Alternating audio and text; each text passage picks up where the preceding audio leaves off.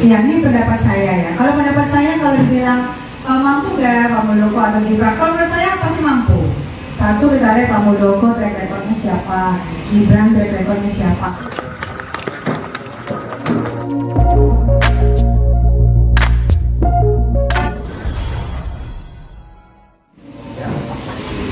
Baik, terima kasih Mbak Candika ya. Ya, Candika. Luar biasa. Luar biasa, terima kasih ya sebagai para undangan ya. Sebenarnya sih ini bukan kita saja yang bisa bicara di sini ya. Bisa anak muda juga bisa bicara soal itu. Kalau menurut saya sih simpel saja ya. Dari 3 tokoh calon presiden yang saat ini kita lihat di televisi, di media yang sudah jelas namanya. Walaupun salah satunya itu masih belum ada calon cawapresnya ya. Kalau isu ini dibahas, bagi saya kenapa enggak kan? Sah-sah aja. Paling tidak ini suatu terobosan ya. Saya pun juga punya pilihan juga, tapi paling tidak saya sebagai akademisi, sebagai dosen, justru saya bangga sih ketika ada anak muda yang mau berperan untuk Indonesia. Itu bukan satu daerah, itu Indonesia. Dan kita ini terjadi, bagi saya ini ada sesuatu yang baru untuk Indonesia.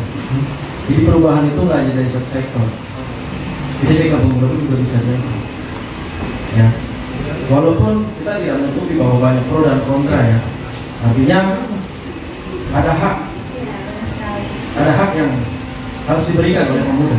Karena kan dari dulu juga Bung Karno mengatakan bahwa berikan saya 7 pemuda ya kalau saya. Lu ngobrol kesini kalau ngobrol dia ngobrol kesini. 7 pemuda akan menunjukkan dunia. Itu Bang Bolo ya. Siap saya. Artinya kita akan tahu bahwa kubu senior sama kubu muda. Nah di sini kan ada framing itu. Artinya kita ubahlah paradigma itu. Artinya banyak kesempatan. Memang sudah saatnya Indonesia itu dipimpin dengan yang muda. Benar nggak? Tepuk tangan dulu sama yang muda. Ya, dan Margonda ya. Artinya juga ada kolaborasi ya. Seharusnya yang dibangun itu kolaborasi antara yang tua dan muda itu lebih bagus ya. Bahkan kalau kita lihat sosok halo iya lanjut ya. Jadi kalau kita lihat sosok Pak Agus Ahaye misalnya, Ahaye kemudian berkolaborasi dengan capres sebelumnya ya, Anies atau Prabowo atau siapapun itu, atau mungkin ataupun juga Pak Sandi gitu ya. Ini adalah suatu sosok yang sebenarnya bisa menginspirasikan kita sebagai anak muda. Karena anak muda sekarang ini ya bukan hanya dicap sebagai seorang milenial yang tahu instan segala macam, tapi juga kan punya proses, dia punya proses pengembangan, dia juga punya leader, di mana dia juga di organisasi di kampus, ya tadi senat, tadi organisasi apapun, mereka kan juga pernah jadi leader. Tapi dia juga punya mimpi, dia juga punya suara. Nah ketika mereka turun ke dunia politik ya, atau ke dunia yang lebih levelnya lebih tingkatan dari kampus, itu saya rasanya ada peluang besar. Karena biar bagaimanapun juga, sekali lagi intinya pemuda harus punya kesempatan. Jadi nggak ada lagi yang jegal-jegal. Karena setiap mahasiswa melakukan gerakan itu kan anak-anak muda, pasti mempunyai hasil. Contohnya kan 98 seperti itu sih. Nah ini kita harus menciptakan itu, bahwa tokoh-tokoh ini nggak tokoh-tokoh yang senior, tapi tokoh-tokoh pemuda yang harus kita angkat.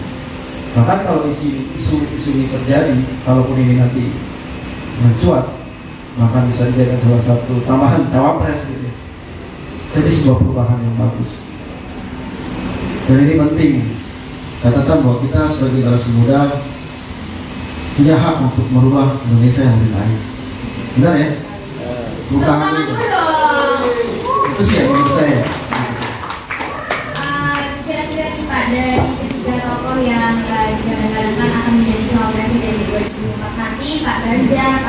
Pak Prabowo, apakah Pak Muldoko Gibran ini bisa mengimbangi ketiga tokoh tersebut? Berat tuh pertanyaannya. Ini saya atau masih saya? Masih Bapak. Harus speaker aja. Jadi gini ya, rakyat Indonesia ini bisa 100 juta gitu. Sudah banyak. Siapapun berhak menjadi calon presiden dan cawapres dan calon wakil presiden. Bisa diulangi pertanyaannya? Biar saya bisa dipergas. Ya, apakah mereka mengampuni untuk Mengampuni ya, mengampuni nanti bisa jadi wakil presiden atau calon presiden di 2024 nanti? Jadi gimana pendapat Bapak? Apakah mungkin mereka sanggup? Kalau ditanya sanggup atau tidak enggaknya, mungkin tanya ke beliau ya. Tapi kalau saya hanya memberikan sebuah tanggapan, gambaran. Ya, kita akan mereview ya. Historicalnya mereka seperti apa. Pak Muldoko seperti apa, rekornya dia pernah jadi apa, dia pernah memimpin apa, kemudian apa yang sudah dihasilkan, misalkan gitu. Kemudian Mas Gibran juga kita mereview. Sekarang beliau itu adalah salah satu mantan wali kota ya. Ya, artinya seperti itu, punya track record. Ketika punya review atau hasil yang bagus di kota yang dia pimpin, artinya itu sebuah potensial. Jadi bagi saya, kenapa enggak? Kenapa enggak gitu ya? Iya, karena Indonesia itu harus perlu dipimpin yang benar. Karena gitu. Itu sih. Karena generasi muda juga harus lebih berpikir untuk masa depan ya. Betul. Jangan kayak makin itu aja nggak maju-maju nanti. Iya betul. Karena kalaupun saya jadi presiden ya, mungkin bacaan kita bisa jadi menteri komunikasi kali. Bisa aja Bapak. Oke, itu sih. Itu ya menurut saya.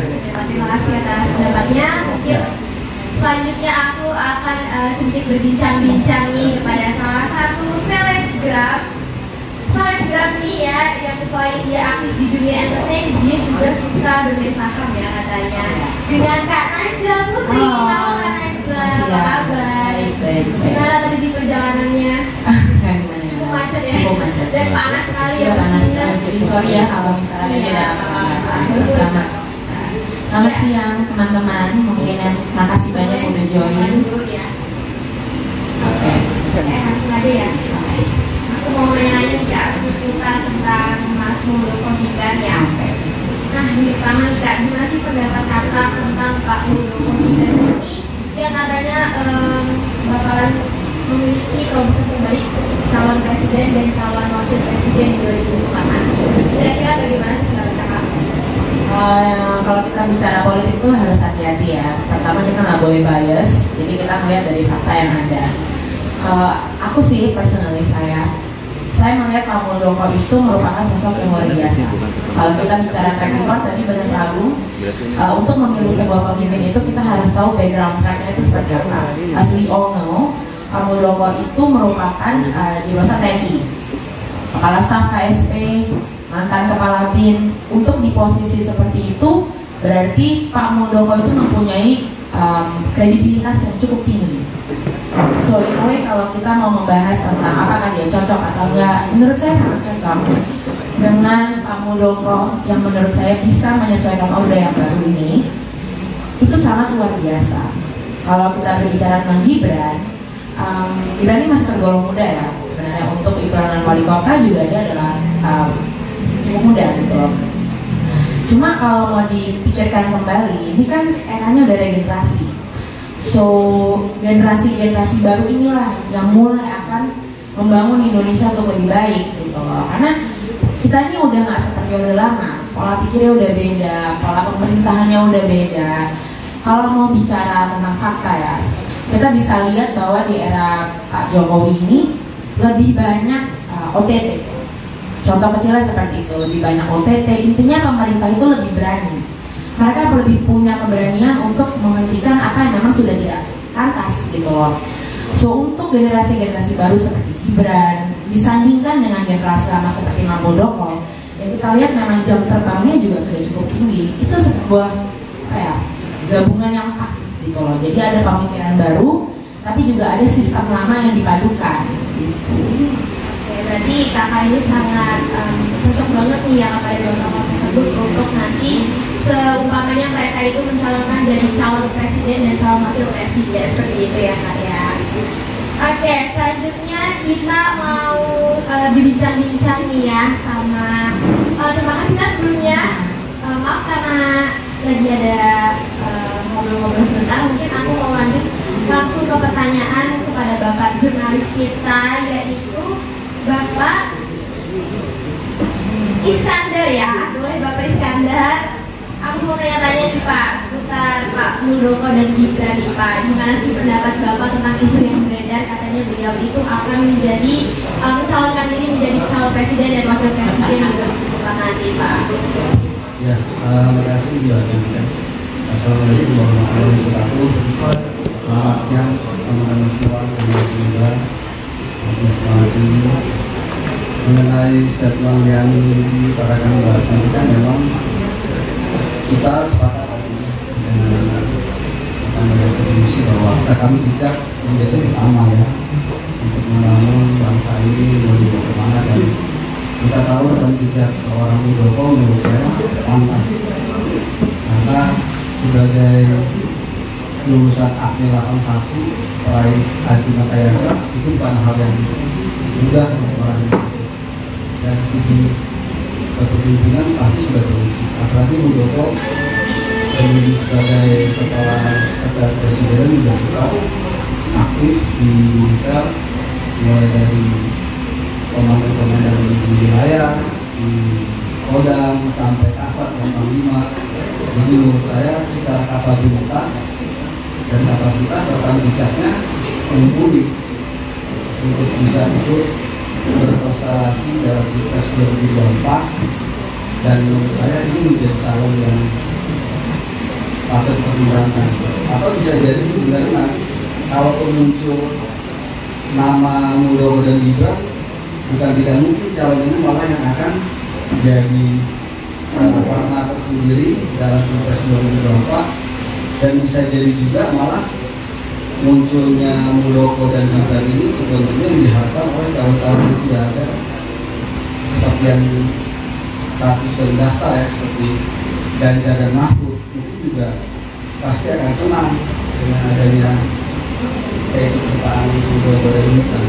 Menurut saya kehadiran Muldoko ini memberikan warna tersendiri, sedangkan kita sebagai anak muda yang punya hak pilih ini juga sebenarnya menguntungkan secara politik karena kita diberikan pilihan-pilihan alternatif. Jadi ibaratnya dalam sebuah restoran kita disajikan banyak menu dan kita bisa memilih apa yang kita mau. Nah, ini menurut saya sangat menarik dalam konstelasi Pilpres nanti ini, menghadirkan tokoh-tokoh baru, tokoh-tokoh muda yang bisa kita sebagai etalase. Kita bisa memilih mana yang kita mau. Saya rasa itu harus begitu, karena munculnya mereka juga sebenarnya salah satu bentuk demokrasi bangsa ini yang menjadikan banyak pilihan. Apalagi hak kita untuk dipilih dan memilih kita dalam konstitusi dijamin, ya kan? Nah, siapapun berhak untuk maju, siapapun berhak untuk dipilih. Dan menurut saya kehadiran Muldoko dan Gibran ini layak untuk dipertimbangkan dalam konstelasi Pilpres 2024. Itu sih Mbak kita. Terima kasih Bapak. Mungkin ada pertanyaan kedua nih Pak. Dari ketiga capres nanti nih Pak Ganjar, Pak Prabowo dan Pak Anies nih, kira-kira apakah Pak Muldoko Gibran itu mampu mengimbangi tiga tokoh tersebut Pak?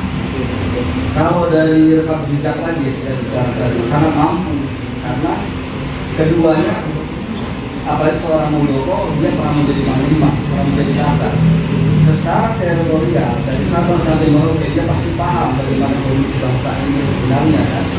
Dia pasti tahu apa need and wants-nya masyarakat untuk ke depan itu seperti apa. Nah kalau untuk yang Gibran sendiri juga sudah bisa kita lihat dalam survei terakhir Solo menjadi salah satu 5 kota terbesar yang nyaman kan untuk dia. Jadi bisa menciptakan taraf hidup kenyamanan yang bagus untuk masyarakat. Jadi saya rasa Muldoko dan Gibran juga koordinasi bagus, dan sejak tadi tidak menutup kemungkinan malah kehadiran mereka menjadi magnet dalam Pilpres nanti kalau memang itu kejadian, dan tidak untuk kemudian juga malah ini menjadi lawan yang dinantikan oleh Ganjar Mahfud. Itu sih. Terima kasih banyak Bapak atas pernyataannya. Tepuk tangan dulu dong, Ibu Lia. Oke, terima kasih semuanya. Oke, mungkin aku akan lanjut nih ke pertanyaan selanjutnya kepada salah satu selebriti kita, yaitu Ibu Teska Mariska. Halo Ibu, selamat siang. Iya, Bapak Ibu, gimana perjalanannya tadi? Lumayan nyasar, padahal tinggal belok, saya lewat di situ, jadi muter lagi. Sebelumnya assalamualaikum warahmatullahi wabarakatuh, selamat siang buat kita semua. Salam sehat, salam sejahtera, salam panas.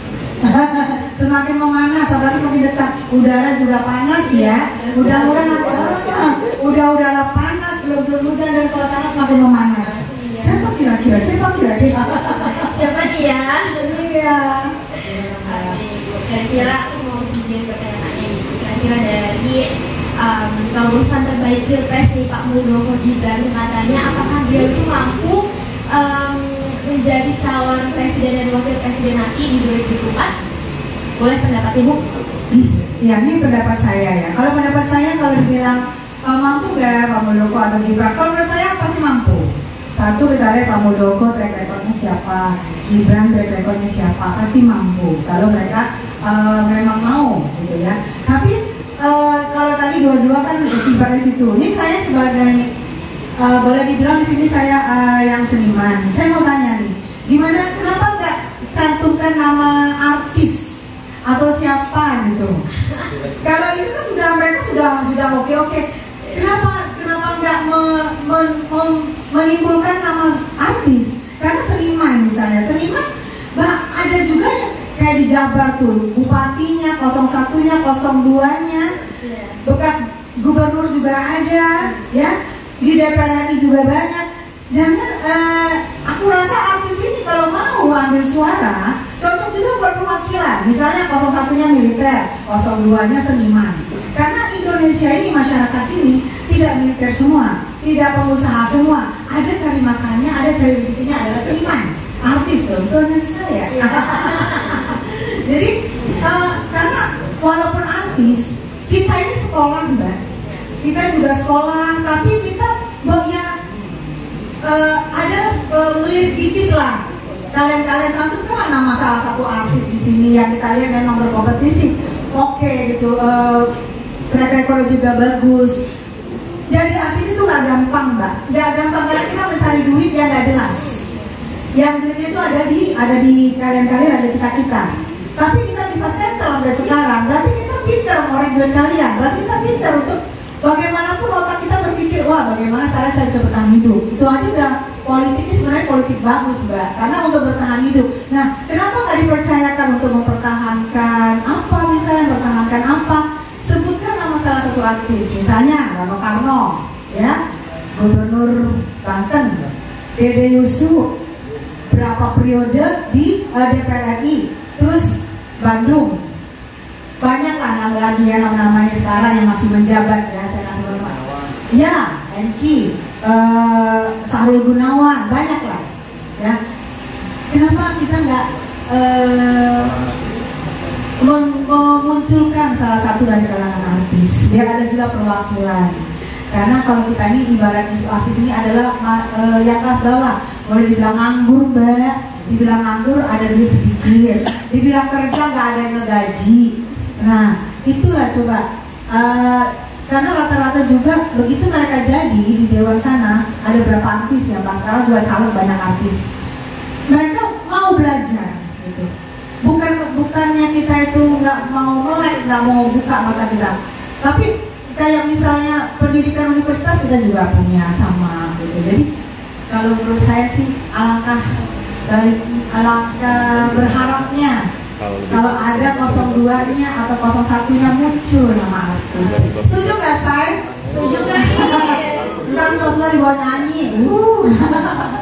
Tipsnya dong. Jadi aku melihatnya seperti apa ya?